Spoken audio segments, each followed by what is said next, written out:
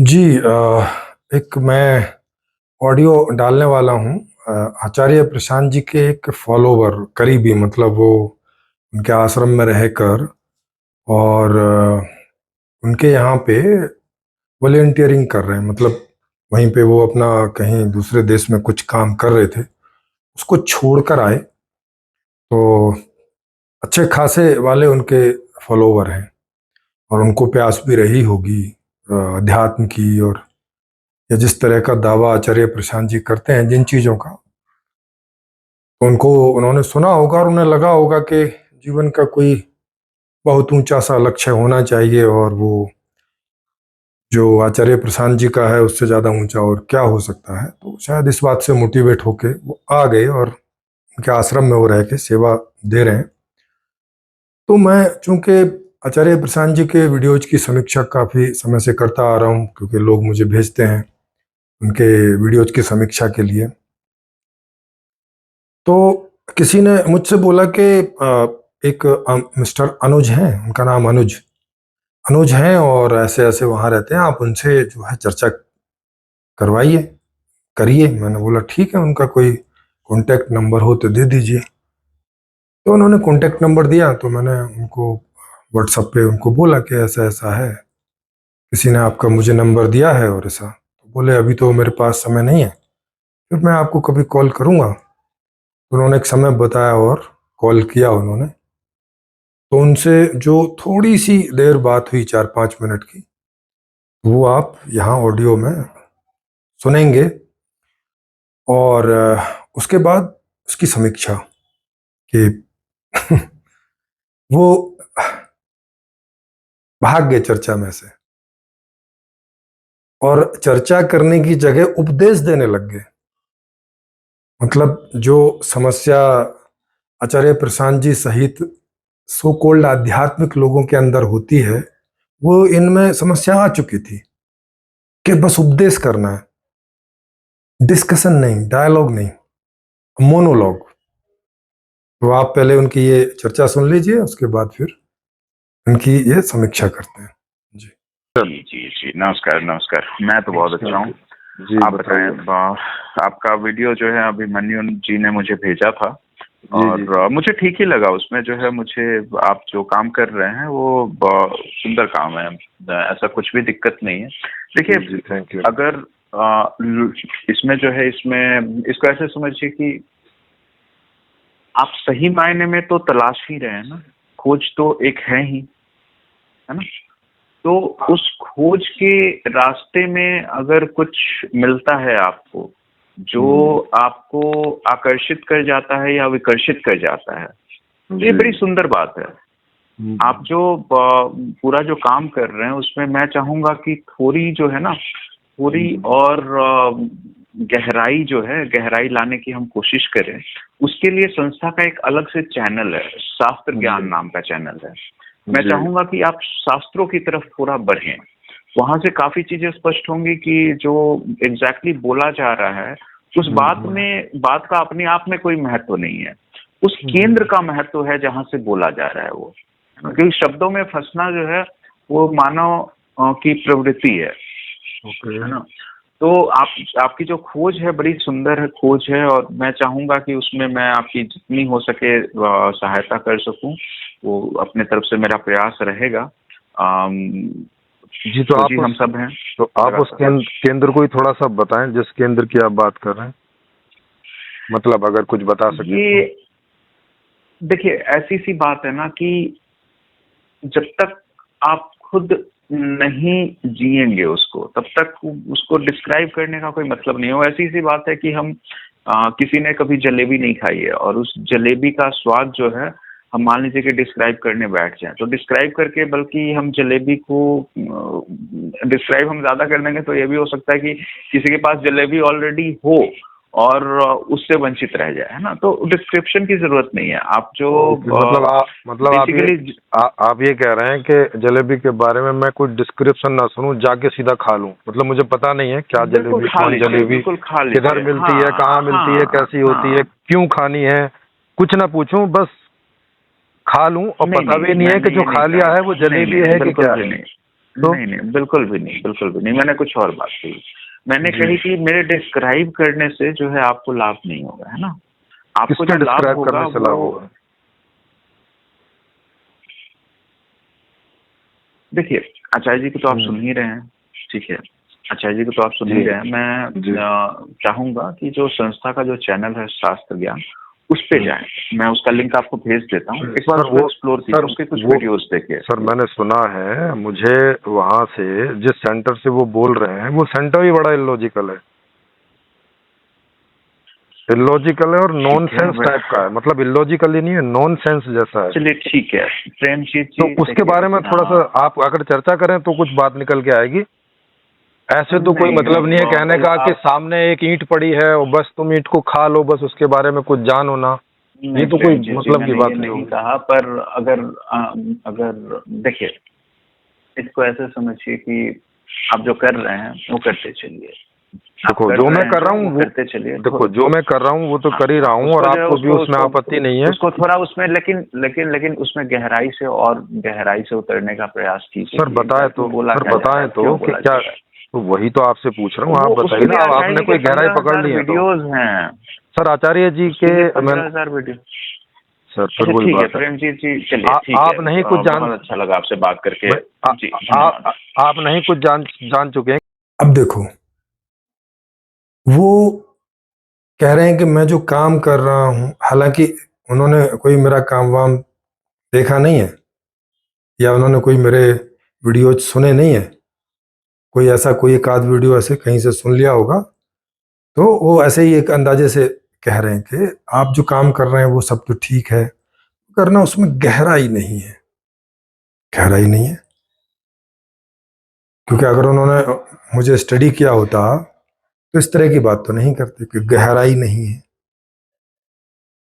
चलो मैंने पूछा, ओके कोई नहीं है, बात हो सकता है भाई इनको गहराई नहीं दिखी हो। तो मैंने पूछा कि थोड़ा आप बताइए, आपके पास तो गहराई होगी फिर, इसका मतलब है। क्योंकि एक व्यक्ति सामने गहराई नहीं देख रहा है, इसका मतलब उसके अंदर होगी, तो उससे वो कंपेयर करके बोल रहे होंगे। बोले कि भाई आपकी बातों में ना और गहराई आएगी। तो मैंने पूछा अच्छा चलो ठीक है, थोड़ा सा बताओ। मैंने सोचा कि वो कुछ बताएंगे कुछ गहराई के बारे में, कुछ जानते होंगे। और फिर वो मुझे कह रहे हैं कि आपके उसमें और गहराई आएगी। मतलब मुझे लगा कि इन्होंने मुझे स्टडी किया होगा और कहीं कोई गहराई मिसिंग पाई होगी तो उस बारे में कुछ बताएंगे।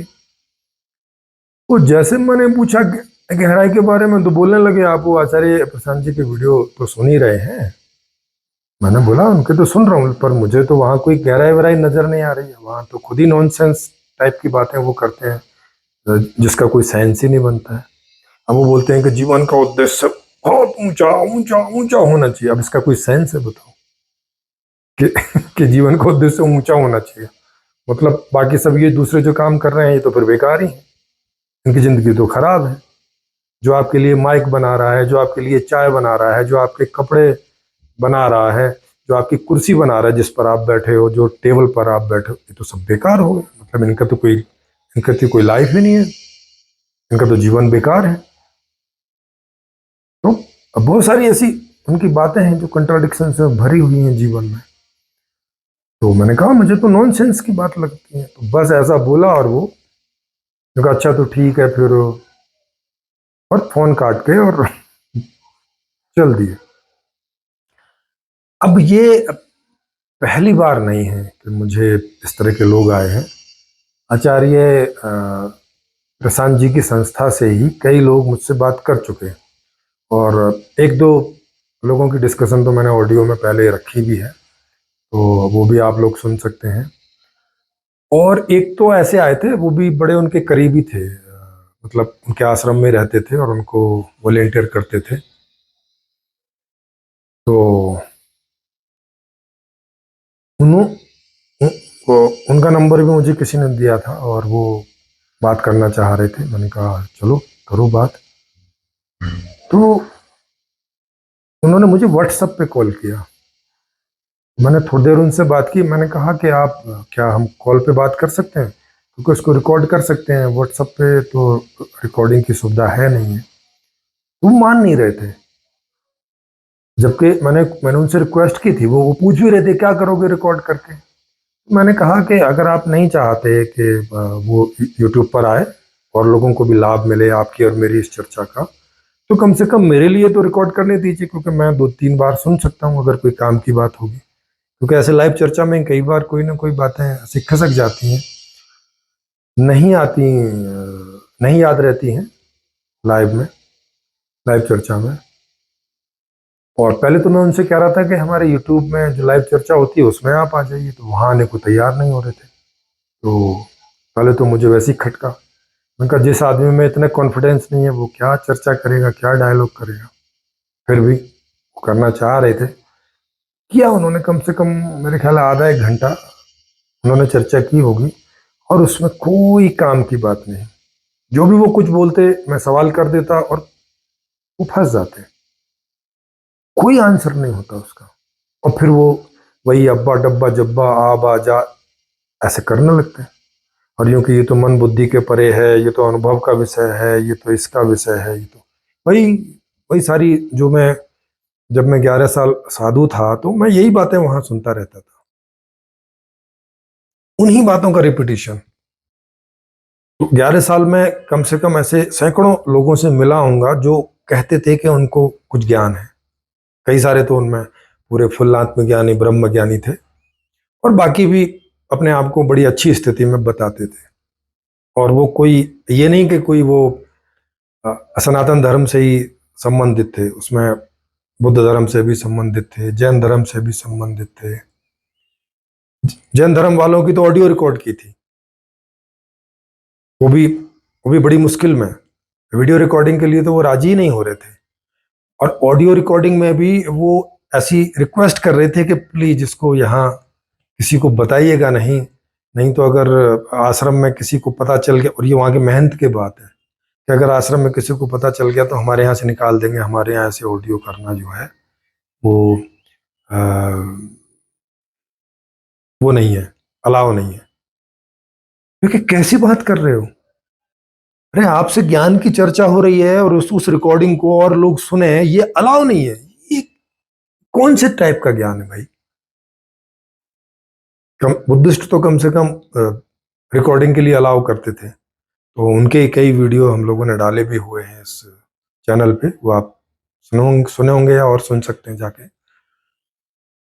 तो वहां पे सब ऐसे ही मिलते थे, और वो ऐसे बोलते थे, थोड़ी देर तो बात करते थे जब ऐसे शुरुआती सवाल होते हैं, और जैसे ही उन्होंने थोड़ी देर बोला और फिर उसमें से ही कन्फ्लिक्ट चीजें आने लगी कि अभी जो थोड़ी देर पहले बोला था और अभी जो क्वेश्चन पूछा है उसके अपोजिट बोल रहे हैं, और उसका इसके साथ कोई रिलेवेंस नहीं है, कोई इवन उल्टा उल्टा पड़ रहा है। तो फंसने लगते थे, और फिर वो यही बहाना मारते थे कि तो शब्दों के परे है, हमारे पास शब्द नहीं है, शब्दों की लिमिटेशन है, ये तो अनुभव का विषय है, ये तो मन बुद्धि के परे है। ऐसे ही बहाने सारे मारते थे, इसी तरह के बहाने। इवन जो आचार्य लोग थे, जो संस्कृत को पढ़े हुए आचार्य लोग, अब उनके पास भी शब्दों की कमी है, आप सोचो। और फिर वो क्या कहते थे आप ना पहले संस्कृत पढ़ के आओ। मैंने बोला कि मैं क्यों संस्कृत पढ़ के आऊं, जब आप संस्कृत के आचार्य हैं, 20-20, 30-30 साल आपको आचार्य किए हो गया, जब आपको कुछ कुछ नहीं उससे मिला है, आप ही को शब्दों की कमी पड़ रही है, तो मुझे कहां से शब्द आएंगे। आप ही की ये हालत है। और मैं संस्कृत क्यों पढ़ूं, आप हिंदी में बात तो कर रहे हैं, जो आपने सब संस्कृत में पढ़ा है उसी बात को हिंदी में बता रहे हो। क्या हिंदी में कोई शब्दों की कमी है, क्या हिंदी में कोई ऐसे शब्द हैं, ऐसे शब्द नहीं है जो संस्कृत में है और हिंदी में नहीं है। बोले नहीं ऐसा तो नहीं है, हिंदी भी तो संस्कृत से ही निकली है। तो फिर मुझे संस्कृत पढ़ने को क्यों बोल रहे हो। आपने संस्कृत पढ़ रखी है, आपने दर्शन और उपनिषद इत्यादि वेद इत्यादि पढ़ रखे हैं, तो मैं संस्कृत सीख के उन्हें पढ़ूंगा तो मैं इससे ज्यादा क्या पढ़ लूंगा जो आपने पढ़ रखे। तो जब आप वहां से कोई कंक्रीट बात, कुछ क्लियरिटी नहीं दे पा रहे, तो मुझे कहां से क्लियरिटी मिलेगी। तो मैं क्यों अपने 10-20-30-40 साल खराब करूं आपकी तरह। क्या मुझे आपसे सीख नहीं लेनी चाहिए कि जब आपका ये हाल है 30-40 साल बाद, मैं क्यों ऐसे चीजों में अध्ययन करूं जिसमें से कुछ नहीं निकल के आएगा। खैर, तो वहां 11 साल ऐसे ही सब जगह रहा। तो अभी भी वो सिलसिला जारी है। आज के भी जो, वो चाहे ओशो के शिष्य हों, जो लोग ध्यान इत्यादि सब कराते हैं, या ओशो की परंपरा में आचार्य वगैरह बने हुए हैं, और चाहे आचार्य प्रशांत जी के लोग हों, अभी तक जो 4-5 लोग आए हैं मेरे संपर्क में, सबका यही हाल है। अब्बा डब्बा जब्बा, आबा जा मन बुद्धि के परे, तो अनुभव की बात है। जलेबी है, तुम खा लो, मैं इसकी डिटेल नहीं बताऊंगा। हद होगी, डिटेल नहीं बताओगे फिर? ये ऐसा कौन सा ज्ञान है जो भैया चर्चा का विषय नहीं है? ये ऐसा कौन सा ज्ञान है कि जिसका कोई व्यवहार नहीं है, जिसका कोई परिणाम नहीं है जीवन में? मतलब क्या है ऐसे ज्ञान का? हम क्या करेंगे ऐसे ज्ञान का? भाई कोई ज्ञान होगा जीवन में तो उस, वो कोई शब्दों से बयां हो सकता होगा, उसकी कोई व्यवहारिकता होगी जीवन में, है ना? जितना भी विज्ञान है, जितना भी दुनिया का कोई भी ज्ञान है, उसकी कोई व्यवहारिकता है, वो कहीं काम आता है, वो परिणाम ही है कि उस ज्ञान को जो जानता होगा उसके जीवन में उस तरह के परिणाम आएंगे। तो उन परिणामों से पता चलेगा कि भाई ये ज्ञान की क्या उपयोगिता है, क्या व्यवहारिकता है जीवन में, इसका क्या लाभ है। उन सब चीजों से तो पता चलता है ना। कुछ नहीं बता पाते ये लोग, कुछ भी नहीं। आप सोचो। तो इसी इसी तरह के लोग अभी तक आ रहे हैं। अब देखो आचार्य जी की तो पता नहीं है कब वो आएंगे, चूंकि अब वो इतने बिजी होंगे अपने कार्यक्रमों में कि अब उनके कार्यक्रम में भी पैसे वैसे लगते हैं जाने के, अगर कोई जाए भी और कोई एक आध सवाल पूछने का वह मौका मिलेगा। लेकिन मैं चाहूंगा कि जब भी उनके साथ चर्चा हो, कभी भी होगी इन फ्यूचर, तो वो ऐसे हो कि जब तक चर्चा का कोई निष्कर्ष ना निकल का है तब तक चले, चाहे 2 घंटे चले, 3 घंटे चले, 4 घंटे चले, एडजॉइन हो के चले, तब कोई बात है। या ऐसे 1-2 सवाल पूछ लिया और फिर ना, ऐसे नहीं। और उस चर्चा को सब लोग भी सुने, उन्हें भी समझ में आया कि चर्चा क्या चीज होती है। तो ये मैं बताना चाहता था इनकी इस चर्चा से, और ये बात इन तक भी पहुंचे तो ये भी दोबारा प्रयास करें कि भाई साहब डायलॉग से तो ना भागो। मतलब क्या है, आप इतना काम धाम छोड़ के विदेश में आए हो और उनके लिए वॉलेंटियरशिप कर रहे हो, वहां अपना समय लगा रहे हो, और यहाँ 10-20-30 साल लगा के और आपको पता चले कि आपका जीवन बर्बाद हो गया, कुछ नहीं हाथ लगा सिवाय अब्बा डब्बा जब्बा के, तो बहुत पछताओगे। खुल के चर्चा में आओ, ताकि अगर कोई ज्ञान सच में उसमें है तो बाकी लोगों को मिले, और नहीं है तो आपको पता चले कि आप किसी मृग मारीचिका के पीछे भाग रहे हो जो ज्ञान नहीं है, लेकिन ज्ञान के नाम पे ऐसा लगता है कि कुछ ज्ञान जैसा है। तो यही मैं आपसे समझाना चाहता था। तो किन्हीं को भी लगे कि आचार्य प्रशांत जी के, या किन्हीं के भी, चाहे वो कबीरदास जी के हों, चाहे वो ओशो के हों, कोई भी हो, मेरा नंबर नीचे फ्लैश होता रहता है। आप स्वयं वक्ता के तौर पर आ सकते हैं अपने किसी ज्ञान को यहाँ बताने। यहाँ 1 घंटा मिलता है आपको नॉन स्टॉप बताने के लिए, और उसके बाद क्वेश्चन आंसर होते हैं, और टाइम की कोई लिमिट नहीं है ना? तो खूब सारा टाइम लेके आइएगा। और या आप किन्हीं इनके ऐसे किन्हीं शिष्यों को जानते हैं जो आपको लगता है कि नहीं बड़े ज्ञानी हैं, तो आप उन्हें हमारी ओर से इनवाइट कर दीजिएगा। या आपको लगा हो कि आपने उनसे कुछ ज्ञान समझ लिया है, कुछ कुछ ज्ञान जैसा, तो उस बात को ही आप यहाँ वक्ता के रूप में रखिएगा, ताकि क्वेश्चन आंसर से आपको भी पता चले कि वो ज्ञान है या ज्ञान के नाम पे ऐसे ही कुछ भी अब्बा डब्बा जब्बा को ज्ञान समझ रहे हो। तो दोनों तरह से फायदा है। आपके पास कुछ ज्ञान होगा, हम लोगों से जुड़े सभी लोगों तक पहुंचेगा। आपके पास ज्ञान नहीं होगा, अब्बा डब्बा जब्बा होगा, तो इससे आपको फायदा होगा। तो फिर आप किसी सही ज्ञान की खोज में निकल सकेंगे, आप किसी मिथ्या ज्ञान के चक्कर में नहीं रह जाएंगे। जी।